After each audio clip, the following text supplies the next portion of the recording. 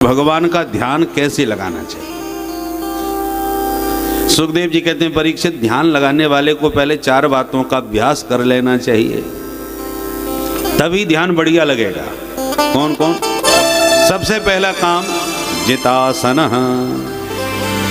ध्यान लगाने वाले को पहले आसन की सिद्धि करनी चाहिए।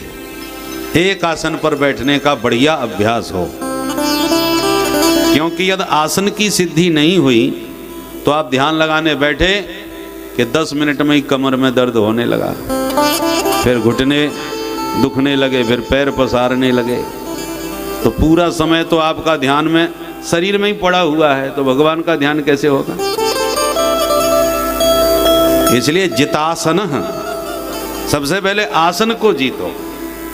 जितना हो सके सुखासन में आराम से बैठो, पद्मासन लगाओ या जो भी आसन तुम्हें अनुकूल लगे, और परंतु जब आसन पर बैठो तो रीढ़ की हड्डी सीधी होनी चाहिए। जितना सीधा रीढ़ की हड्डी करके आप बैठोगे उतना ही मन की एकाग्रता बनेगी। इसलिए ध्यान में आसन की बहुत महत्वपूर्ण भूमिका होती है। बोलो राधे राधे राधे राधे। जितासन पहले नंबर पर। दूसरे नंबर पर जितश्वास, श्वास पर संयम करना चाहिए। श्वास पर संयम कैसे होगा? प्राणायाम के अभ्यास से। प्राणायाम की कई विधि होती है। उत्तम है पूरक, कुंभक, रेचक की विधि से प्राणायाम करें। एक नासिका छिद्र को रोककर और दूसरी नासिका छिद्र से धीरे धीरे श्वास को अपने भीतर भरना, इसको कहते हैं रेचक। पूरक, पूरक, कुंभक, रेचक। पूरक क्रिया माने भरना अपने भीतर। उसके बाद दोनों नासिक छिद्र को बंद कर लेना, इसको कुंभक क्रिया कहते हैं। जो श्वास आपने अपने भीतर रखी भरी है उसको रोक के रखना, और फिर धीरे धीरे श्वास को बाहर नासिका के द्वारा छोड़ना। इस विधि से प्राणायाम करना चाहिए। श्वास खींचने का और छोड़ने का समय भले ही थोड़ा हो, रोकने का अभ्यास धीरे धीरे बढ़ाना चाहिए। कुंभक क्रिया को समय बढ़ाए।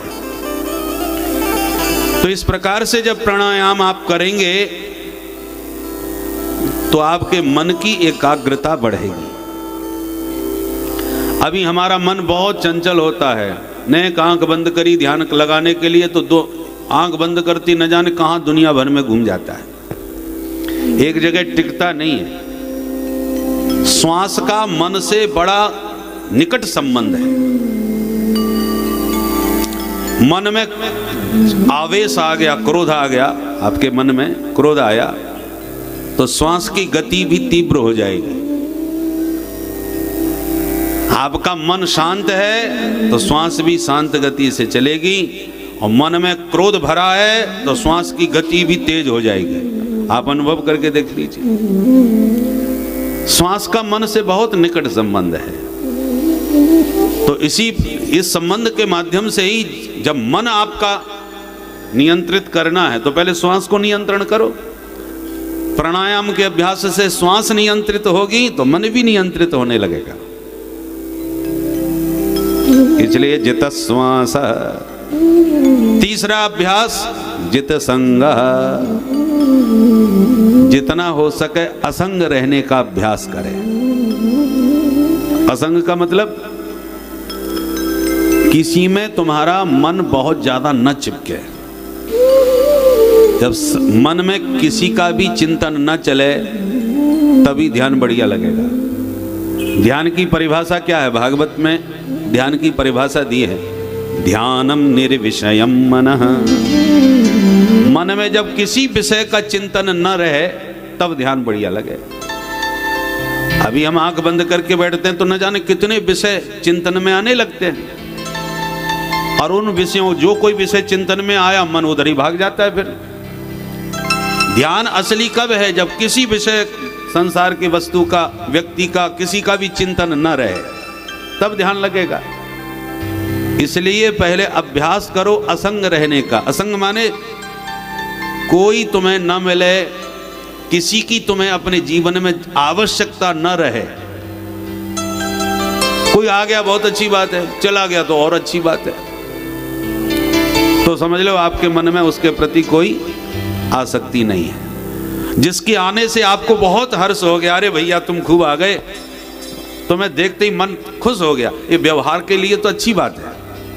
किसी के आने पर आप मुस्कुरा के स्वागत करें, उसे भी अच्छा लगे, ये तो ठीक है, पर भीतर से बिल्कुल अनासक्त रहे। बाहर से व्यवहार तो करे।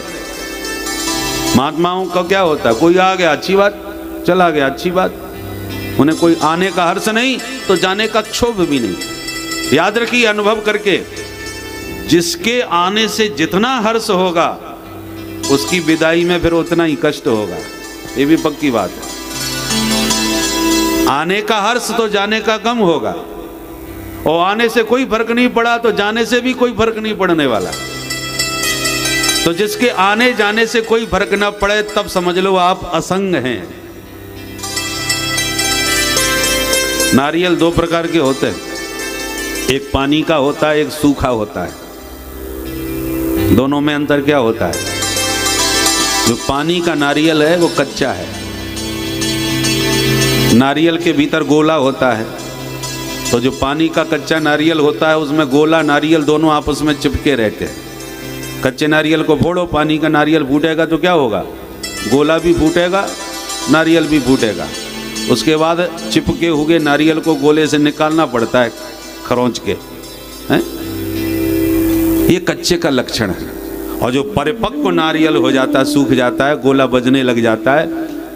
गोला रहता तो नारियल के भीतर है, पर भीतर ही भीतर उसने नारियल से अपने को अलग कर लिया है। अब अलग कर लिया है इसलिए क्या हुआ? नारियल फोड़ा, नारियल भले ही फूट गया पर गोला नहीं फूटा, वो निकल के अलग हो गया। तो नारियल के फूटने पर भी यदि गोला नहीं फूटा तो समझ लो पक्का है, और नारियल के साथ यदि गोला फूटा तो कच्चा। क्योंकि अंतर यह है कि सूखा नारियल चिपकना छोड़ देता है, और जो कच्चा नारियल होता है वो नारियल गोले के साथ चिपका रहता है। यही दोनों में अंतर है। ठीक इसी प्रकार संसार में संत भी रह रहे हैं और संसारी हम लोग भी रह रहे हैं, पर हम लोग क्या करते हैं? कच्चे नारियल की तरह संसार में चिपक जाते हैं। न जाने कितनों से मन चिपका हुआ है। मेरी पत्नी, मेरा पुत्र, मेरा घर, मेरा परिवार, मेरा व्यापार, मेरा मेरा, जहां हमारा मन मेरा कह करके जिससे जुड़ जाता है उसी में मन चिपक जाता है। ये मेरा है। अब मेरा मेरा करके हमारा मन कई जगह चिपका है। अब जिन जिन से मन चिपका है उनमें से एक भी यदि कोई फूट गया तो उसके साथ हम भी टूट जाते हैं। भाई उनकी पत्नी जब से चली गई तब से वो बेचारे इतने टूट गए कि 6 महीने के बाद फिर वो भी चले ही गए। इसका मतलब क्या हुआ? हम जिन जिन में चिपके हैं उनमें से कोई भी यदि टूट जाएगा तो उसके साथ हम भी टूट जाएंगे, क्योंकि उनमें चित्त बहुत अधिक चिपका हुआ है। और महात्मा लोग क्या होते हैं? संसार में तो रहते हैं, व्यवहार भी सब करते हैं, पर मन उनका किसी में नहीं चिपका रहता। मन केवल गोविंद के साथ रमा रहता है। इसलिए कोई आया, कोई गया, कोई मरा, कोई जिया, कोई फर्क नहीं पड़ता। वृंदावन में एक अच्छे महात्मा थे,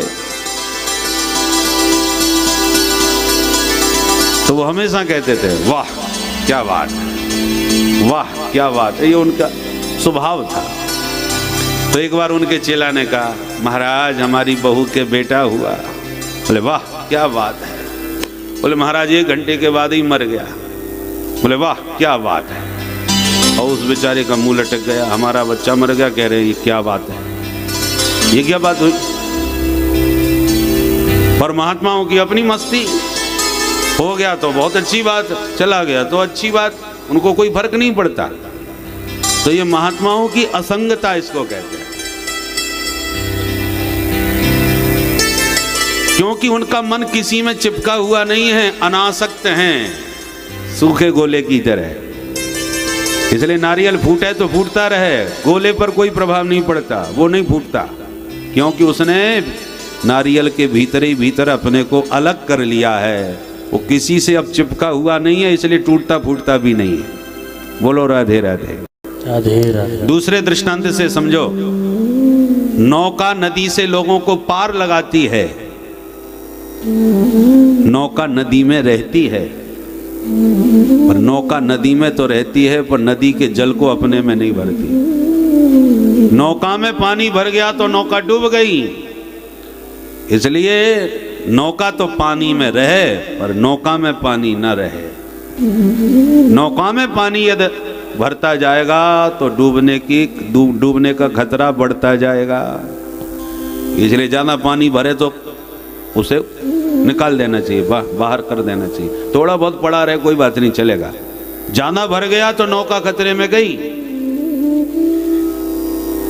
और पानी के बिना नौका का कोई महत्व भी नहीं, जाएगी कहां नौका। नौका की महिमा पानी में ही तो है, पर पानी के ऊपर है तो नौका की महिमा है। पानी नौका में भर गया तो नौका की कोई महिमा नहीं, डूब जाएगी और डुबो देगी। उसी प्रकार ये शरीर रहेगा संसार में, चाहे वो बाबा जी बन के रहे, चाहे सिद्ध महात्मा बन के रहे, या गृहस्थ बन के रहे, कहीं भी रहोगे संसार में। तो संसार के सरोवर में तो रहो, पर नौका की तरह रहो। संसार के सरोवर से थोड़ा ऊपर उठ के रहो तो आप भी तर जाओगे और लोगों को भी तार दोगे। पर संसार को अपने भीतर बहुत भर लिया पानी की तरह तो डूब जाओगे और डुबो दोगे। इसलिए संसार सागर को पार करना है तो जित संग, अपने को भीतर ही भीतर असंग रखने का अभ्यास चालू कर दो। और चौथी बात बताई, जितेंद्रिय, इंद्रियों को अपने बस में रखो। इंद्रियों के बिना काम नहीं चलेगा, ये जरूरी है। घोड़े जरूरी हैं रथ में, बिना घोड़ों के रथ कैसे चलेगा। परंतु यदि घोड़ों को स्वतंत्र कर दिया जाए तो घोड़े ही रथ को गिरा देंगे किसी गड्ढे में। अनियंत्रित घोड़े खतरनाक होते हैं, नियंत्रण में रखो तो घोड़े बहुत बढ़िया हैं। इन आंखों से कन्हैया की छवि देखो, आंखें बहुत बढ़िया हैं, पर आंखों को जो भी पसंद आने लगा आप वही देखने लग गए तो आप के हाथ में आंख नहीं रही, आप आंख के अधीन हो गए। घोड़े हमारे अनुसार चलें, हम घोड़ों के अनुसार थोड़ी चलेंगे भाई। रथ हमारा है, घोड़े हमारे हैं, तो हमारे अनुसार चलें। हमको जो देखना है वो हम देखेंगे, आंखों को जो पसंद आया वो थोड़ी देखेंगे। हमको जो सुनना है कान हमारे वो सुनेंगे, कानों को जो अच्छा लगा वही हम सुनने लग जाएं, ये गड़बड़ है।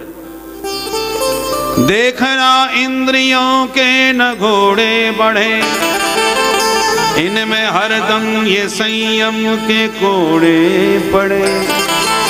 अपने रथ को सुमार्ग लगाते चलो, कृष्ण गोविंद गोपाल गाते चलो। इसलिए इनको बस में रखो। तो चार बातें पुनः ध्यान से सुने। जितासनो, जितश्वासो, जित संगो, जितेंद्रिय। इन चार बातों का जब अभ्यास हो जाएगा तब आप बढ़िया ध्यान लगाएंगे। ध्यान दो प्रकार का होता है, स्थूल और सूक्ष्म। बाहर जो दिख रहा है ये परमात्मा का स्थूल शरीर है, और आंख बंद करने के बाद फिर भीतर जो दिखाई पड़े वो सूक्ष्म है। तो सूक्ष्म बाद में देखो, पहले स्थूल को देखो। जो भी हरी भरी हरियाली है ये गोविंद के शरीर की रोमावली है। ये जितने भी पहाड़ हैं ये भगवान के शरीर की हड्डियां हैं। ये गंगा यमुना सरस्वती त्रिवेणी जितनी नदियां हैं ये भगवान के शरीर की नाड़ियां हैं। जो भी सुंदरता तुम्हारे मन को आकर्षित करती हो वही माधव की मधुर मुस्कान है, उसी का नाम माया है, जिस पर जीव मोहित हो जाता है। तो इसी प्रकार सिय राम मैं सब जग जानी, सारे जगत में जगदीश का दर्शन करो और तब आंख बंद करोगे तो हृदय के हरि का दर्शन होगा। किस कामना से किस देवता की पूजा करनी चाहिए महाराज? सुखदेव जी कहते हैं अन्न की कामना है तो अदिति माँ की उपासना करो, विद्वान बनना चाहते हो भोले बाबा की उपासना करो, सुंदर पत्नी चाहते हो उर्वशी की उपासना करो, दाम्पत्य जीवन में झगड़ा ज्यादा होता हो तो माता पार्वती की उपासना करो, दाम्पत्य जीवन सुखी हो जाता है। कोई बहुत ऊंचा पद चाहते हो तो मनुओं की उपासना करो, बहुत सुंदर रूप चाहते हो तो गंधर्वों की उपासना करो। अलग अलग कामना से अलग अलग उपासना है। और यदि कुछ ना चाहते हो तो हमारे बंसीवारी की उपासना करो। बंसीवारी की उपासना से कुछ नहीं मिलता क्या? अरे नहीं, ये बात नहीं है। एक बात ध्यान से सुने, आप वृक्ष में पानी देना चाहते हो तो चाहे पत्तों को देते रहो, सींचते रहो, चाहे डाली को सींचते रहो, चाहे उसके फल और फूल को सींचते रहो, कोई फायदा नहीं। सबके बदले में केवल उसकी जड़ में पानी डाल दो तो फल, फूल, पत्ती, शाखा, पूरे वृक्ष को जल अपने आप मिल गया, एक जड़ को पानी देने से, मूल को। उसी प्रकार ही एक एक कामना के लिए एक एक देवताओं को अलग अलग पूजने से कोई फायदा नहीं। सबके बदले में श्री हरि नारायण के चरणों का आश्रय ग्रहण कर लो, प्रभु को रिझा लिया, सब अपने आप ही रिझ जाएंगे।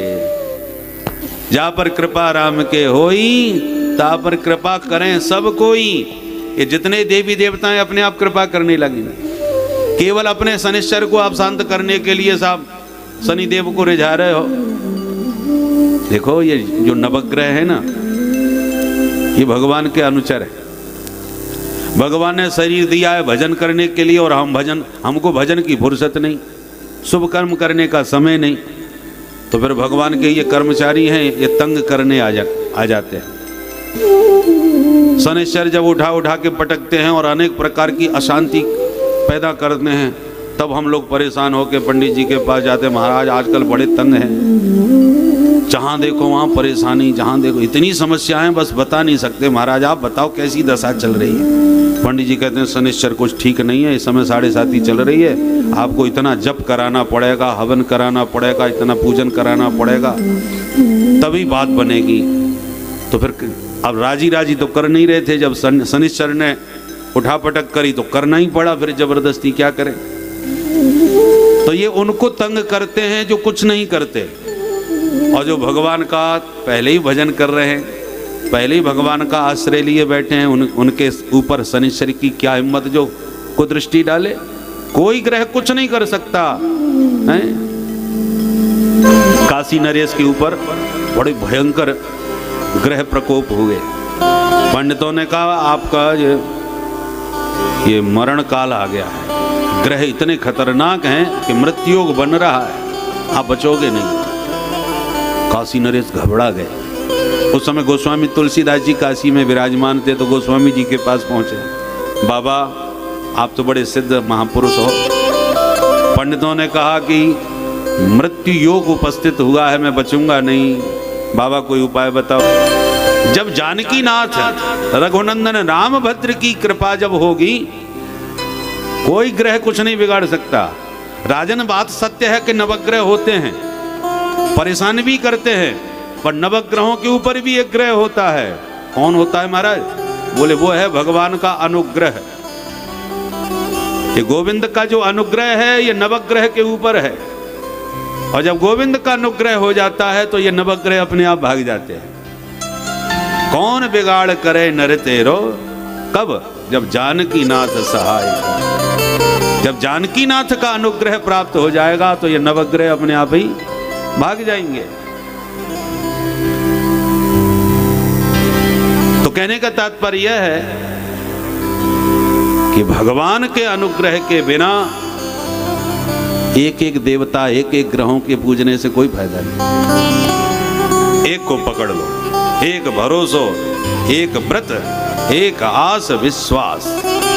दृढ़ता के साथ एक को पकड़ लोगे, भरोसो दृढ़ इन चरणन केरो, सूरदास बाबा कहते हैं। दृढ़ भरोसा एक बार करके जब किसी भगवान के चरणों का आश्रय ग्रहण कर लोगे, फिर कोई ग्रह कुछ नहीं कर सकता। परीक्षित ने पूछा बाबा अब ये और बता दो कि भगवान ने ये संसार बनाया कैसे? तब सुखदेव जी को याद आया कि हमने कथा प्रारंभ कर दी परंतु मंगलाचरण नहीं किया। कथा में मंगलाचरण करना चाहिए पहले। भगवान का आश्रय लेकर के ही कोई वक्ता कथा कह सकता है, भगवान की कृपा से ही वक्ता बोल सकता है। और भगवान कृपा यदि छीन लें तो एक शब्द समझ में ना आवे कि हम क्या बोले।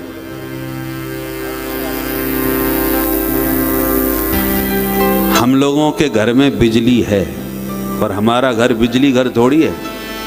बिजली घर तो कहीं और है, पावर हाउस। उस पावर हाउस के साथ जिनके घर के तार जुड़े रहते हैं उन्हीं के घर में बिजली का प्रकाश रहता है। और पावर हाउस से कनेक्शन कट गया तो सारे उपकरण लटके रह जाएंगे, बेकार हो जाएंगे। क्या हुआ? बोले लाइट चली गई। ऐसे हमारे जीवन में आनंद है परंतु कब? जब आनंद सिंधु से हमारा संबंध जोड़ा रहेगा तब। और आनंद सिंधु से कनेक्शन कट गया तो चाहे जितने आपके ऊपर आपके पास साधन हो, चाहे कितने भी आप संपन्न हो, पर आनंद आपके जीवन में आएगा इसकी कोई गारंटी नहीं। संसार की इन वस्तुओं में आनंद नहीं होता। आनंद तो परमात्मा के साथ जुड़ के ही प्राप्त वास्तव में होता है। उससे जुड़े बिना जीवन में वास्तविक आनंद नहीं आ सकता। एक महात्मा है जिसके पास कुछ भी नहीं है, फक्कड़ है, वृक्ष के नीचे ही लेटा है। और एक के पास अपार संपत्ति का भंडार है जिसका उसे खुद भी पता नहीं है मेरे पास कितना माल है। पर जिसके पास अपार संपत्ति है फिर भी उसको बेचारे को नींद की गोली खा करके सोना पड़ रहा है। और जिसके पास लंगोटी भी नहीं है वो तान दुपट्टा वृक्ष के नीचे खर्राटे बजा रहा है, मस्त है, कुछ भी हाथ नहीं है फिर भी। तो आनंद का विषय अलग है। वस्तु और संपत्ति से तुम्हें आनंद भी मिलेगा इसकी कोई गारंटी नहीं है। आनंद का इन वस्तुओं से कोई संबंध नहीं। जो आनंद सिंधु सुख राशि, भगवान आनंद के सिंधु हैं और हम उसी आनंद सिंधु की एक बिंदु हैं। और उस सिंधु से जुड़े बिना हमें वास्तविक आनंद प्राप्त नहीं हो सकता, चाहे जितने उपकरण साधन हमारे पास क्यों ना आ जाए। इसलिए सुखदेव जी ने पहले गोविंद का ध्यान किया। सुखदेव जी कहते हैं कोई कितना भी बड़ा तपस्वी, तेजस्वी, यशस्वी, मनस्वी, कितना भी बड़ा दानी मानी क्यों ना बन जाए, पर क्षेमम न विंदन्ति बिना यदर्पण, जब तक भगवान के चरणों में वह अपने को आत्मसमर्पण नहीं करेगा तब तक उसका कभी कल्याण नहीं हो सकता। ऐसे गोविंद के चरणों में मैं बारंबार प्रणाम करता हूँ। साधन सब करो, भजन भी करो, तप भी करो, व्रत भी करो, अनुष्ठान भी करो, पुरस्चरण भी करो, परंतु जो भी काम करो भगवान की कृपा के सहारे से करो। भैया हम कुछ नहीं कर रहे, ठाकुर जी न जाने हमसे कैसे करवा लिए, उससे क्या होगा? कर्म करने का अभिमान नहीं होगा। और जब अपने को आप कर्ता मान के कर्म करोगे तो कर्ता पने का अभिमान तुम्हें पकड़ लेगा। मैंने वो कार्यक्रम किया वो आज तक कोई कर नहीं पाया। हम लोगों की आदत क्या है, जब कोई काम बहुत सफल हो जाता है तो हम अपनी मूंछें ऐंठने ही लगते। अरे साहब हमने करके दिखाया, दिन रात एक कर दी हमने, यों किया त्यों किया, तब जाकर के इतनी सफलता हमको प्राप्त हुई। तो अपने को श्रेय देते हैं और कोई गड़बड़ हो जाए बीच में तब तो तुरंत कहेंगे भैया क्या करें, ठाकुर जी की जैसी मर्जी, उसकी इच्छा के बिना पत्ता भी नहीं हिल सकता, उसकी मर्जी नहीं थी नहीं हो पाया। तो बिगड़ जाए तो उसकी मर्जी और बन जाए तो साहब मैंने दिन रात एक कर दिया। तो ये गड़बड़ ना करो, चाहे बने या बिगड़े दोनों ठाकुर जी के ऊपर छोड़ो कि प्रभु तुम्हारा काम है, चाहे बनाओ चाहे बिगाड़ो। जब ये भाव मन में रहेगा तो आपको कभी अहंकार पकड़ नहीं सकेगा। भगवान की कृपा के साथ जुड़ के जब साधन होता है तो कई गुना 10 गुना उसमें बल होता है और व्यक्ति करते हुए भी मस्त रहता है, टेंशन में नहीं रहता। उदाहरण से देखो, एक के आगे शून्य लगा दो तो शून्य में कितना पावर है।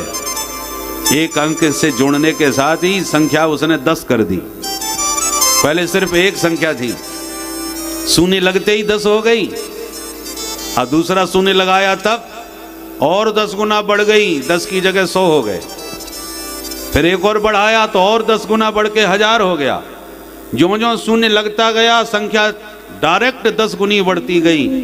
अब शून्य को लगा वारे हमारा बल देखो, आज अरबों खरबों में संख्या पहुंच गई मेरी बदौलत। तो शून्य ही आपस में लड़ बैठे, वो कहता है मैं बड़ा, वो कहता है मैं बड़ा, मैंने यहाँ तक पहुंचाया, मैंने वहां तक पहुंचाया। शून्य में जब ज्यादा आपस में झगड़ा बढ़ा तो आदि में खड़ा अंक बोल पड़ा, भैया जी आप ही लोग बड़े बने रहो, हम तो ये चले। अब आदि में से एक अंक खिसक गया, अब बोलो क्या बचा। लगा लो चाहे जितने शून्य, सब बेकार, सब बर्बाद। क्योंकि केवल शून्य शून्य लिखने से कोई मतलब नहीं। शून्य में बल तब आएगा जब वो अंक के साथ जुड़ेगा, और अंक के साथ नहीं जोड़ा तो सारे शून्य व्यर्थ और बर्बाद हो जाते हैं। तो ये अंक क्या है? राम नाम को अंक है, सब साधन है शून्य, अंक गए कछु हाथ ना, और अंक रहे 10 गून्य। भगवान की कृपा का अंक यदि तुमने पकड़ रखा है तो जो भी साधन करोगे वो 10 गुना फल देगा। और भगवान की कृपा को छोड़ करके यदि केवल साधन करते रहोगे तो 0/0 ही रहोगे, बहुत कुछ करने पर भी बेकार। बड़े बड़े साधकों को गिरते देर थोड़ी लगती है। इसलिए जीवन में एक सूत्र हमेशा याद रखो, जो भजन में गाया गया है, आप सबको मालूम है, प्रसिद्ध है, चलिए मेरे साथ आप भी गुनगुनाइए। इससे बचने का उपाय क्या है? अहंकार से बचने का उपाय एक ही है, क्या? मेरा आपकी कृपा से सब काम हो रहा है, मेरा आपकी कृपा से सब काम हो रहा है, मेरा आपकी कृपा से सब काम हो रहा है, मेरा आपकी कृपा से सब काम हो रहा है। करते हो कन्हैया मेरा नाम हो रहा है, मेरा आपकी कृपा से सब काम हो रहा है, मेरा आपकी कृपा से सब काम हो रहा है। दोनों हाथ से ताली बजाते हुए हरि बोल।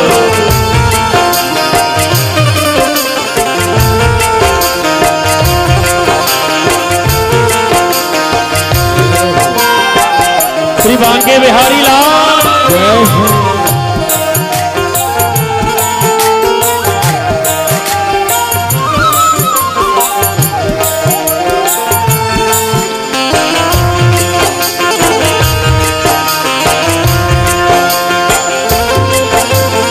पतवार के बिना ही मेरी नाव चल रही है, पतवार के बिना ही मेरी नाव चल रही है। हैरान है जमाना मंजिल भी मिल रही है। मित्रों, आशा करता हूँ कि यह धार्मिक शिक्षाप्रद कथा आप लोगों को अवश्य पसंद आई होगी। अगर आप लोगों को यह कथा पसंद आई हो तो इस कथा को लाइक करें और अधिक से अधिक लोगों को शेयर भी करें, जिससे कि वे भी इस शिक्षाप्रद उत्तम कथा को सुनकर अपने जीवन को सुखी एवं सामर्थ्य बना सकें। मित्रों, अगर अभी तक आप लोगों ने हमारे चैनल को सब्सक्राइब नहीं किया है तो तुरंत सब्सक्राइब कर लें, जिससे कि नोटिफिकेशन के माध्यम से आप लोगों को हमारे नए नए वीडियोज़, शिक्षाप्रद कथाएँ तुरंत प्राप्त हो सके और आप उसको सुन करके अपने जीवन को सुखी बना सकें। तो कल फिर किसी नए धार्मिक कथा को लेकर के आप लोगों के समक्ष फिर से प्रस्तुत होंगे। तब तक के लिए राम राम।